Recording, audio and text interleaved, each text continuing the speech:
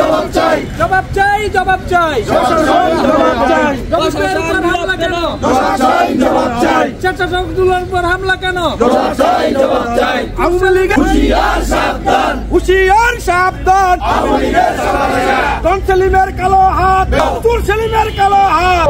আমি আজকে যে আমি আমার মুরাপাড়া ইউনিয়ন যুবদলের পক্ষ থেকে আজকের যে মানববন্ধন, সে মানববন্ধনের কারণ হচ্ছে পতিত স্বৈরাচারের দোসর আন্তর্জাতিক মাদক ব্যবসায়ী ডন সেলিম ওরফে কেসিনো সেলিমের ভাড়াকৃত গুন্ডারা আমাদের রূপগঞ্জ উপজেলা স্বেচ্ছাসেবক দলের সম্পূর্ণ শান্তিপূর্ণ মিছিলে তারা হামলা করে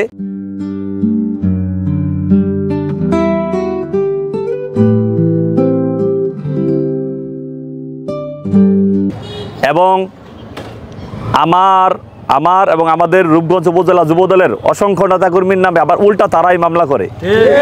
এইখানে আমার অত্যন্ত কাছের অনুজ, মোহাম্মদ আলী, রিয়াজ, বাবু সহ আমার মুরাপাড়া ইউনিয়ন যুবদলের অসংখ্য নেতাকর্মীর নামে তারা একটা মিথ্যা মামলা করছে।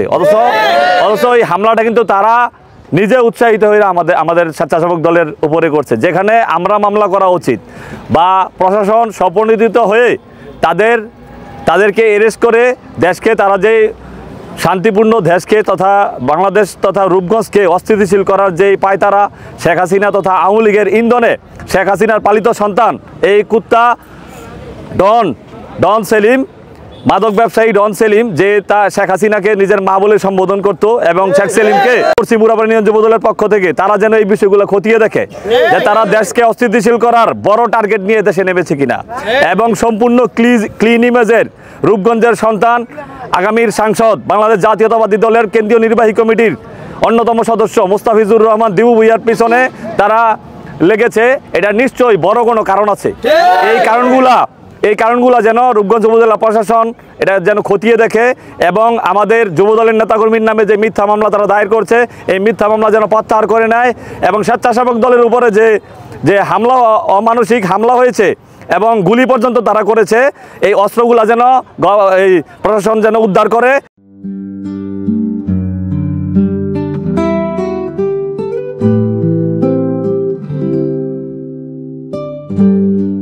এবং স্বপ্রণোদিত হয়ে এই মামলার তদন্ত করে তারা যেন ডন সেলিমের বিরুদ্ধে মামলা দায়ের করে এবং অ্যারেস্ট করে এবং তাকে শাস্তির আওতায় নিয়ে আসে। স্বৈরাচার সরকার যখন পতন হয়েছে স্বৈরাচারের মাথাটা চলে গেছে, কিন্তু তার বাকি শরীর এখনো দেশে রয়ে গেছে। তাদের এই লোকগুলা সেই বডির যে অংশগুলা আজকে জায়গায় জায়গায় বিচ্ছিন্ন তৈরি করতেছে। আজকে সেলিম প্রধান কে? আমরা তো সেলিম প্রধান নাম তেমন ভালো শুনি নাই। সে আমি যতটুকু জানি সে কেসিনো সম্রাট, সে জুয়ারি আমাদের স্বেচ্ছাসেবক দলে হামলা করে। এত দুঃসাহসে পায় কোথেকে? নিশ্চয়ই এগুলো আওয়ামী লীগের দোষর, আওয়ামী লীগ ইন্ধন দাতা, দালালি করে এগুলো টাকা পয়সা দিয়া নামাইতেছে।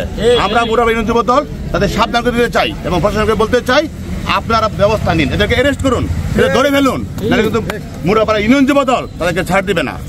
ভাই সন্ত্রাসী কর্মকাণ্ডে লিপ্ত করেন না, আপনার আইনের শাসন প্রতিষ্ঠা করেন। আমি প্রশাসনকে বিনীত অনুরোধ করছি যে আপনারা ওদেরকে আইনের আওতায় এনে দৃষ্টান্ত শাস্তি দেন এবং আমাদের যাদেরকে মামলা অনেক দিয়েছেন আমি বলবো প্রশাসনকে এইসব মামলা থেকে আমাদের নেতাকর্মীদের যেন ছাড় দেওয়া হয়, কারণ আমরা এইসব সন্ত্রাসী কর্মসূচিতে যুক্ত না। মুস্তাফিজুর দিবু ভাই সন্ত্রাসকে পছন্দ করেন না, মুস্তাফিজুর দিবু ভাই চাঁদাবাজকে পছন্দ করেন না, আশ্রয় দেন না। গাউসিয়াতে আমাদের দলীয় কর্মসূচি হিসাবে গাউসিয়াতে স্বেচ্ছাসেবক দল একটি আওয়ামী সন্ত্রাসীদের বিরুদ্ধে একটি বিক্ষোভ মিছিল বের করে। মিছিলটি আমাদের শাহঘাট যাওয়ার পরেই ডন সেলিমের নির্দেশে কিছু বারাটিয়া গুন্ডা তাদের উপর গুলি নিক্ষেপ করে এবং তাদেরকে বিভিন্নভাবে হয়রানি করে এবং মারধর করে। তারপর বিভিন্ন এলাকা থেকে যুবদল কর্মীরা গিয়ে তাদের উদ্ধার করে নিয়ে আসে, কিন্তু তার পরিপ্রেক্ষিতে রূপগঞ্জ থানায় একটি মামলা দায়ের করে, যা যুবদলের জন্য আমাদের বিএনপির জন্য মানহানিকর। কারণ আমাদের উপর হামলা, আবার আমাদের এই মামলা। আমি আজকের এই মানববন্ধন থেকে প্রশাসনের দৃষ্টি আকর্ষণ করে বলছি, আপনারা যত দ্রুত সম্ভব এই অবৈধ অস্ত্রগুলো, ডন সেলিমের অবৈধ অস্ত্রগুলো উদ্ধার করেন এবং আমাদের নেতাকর্মীদের নামে যে সকল মামলা হয়েছে তা প্রত্যাহার করবেন।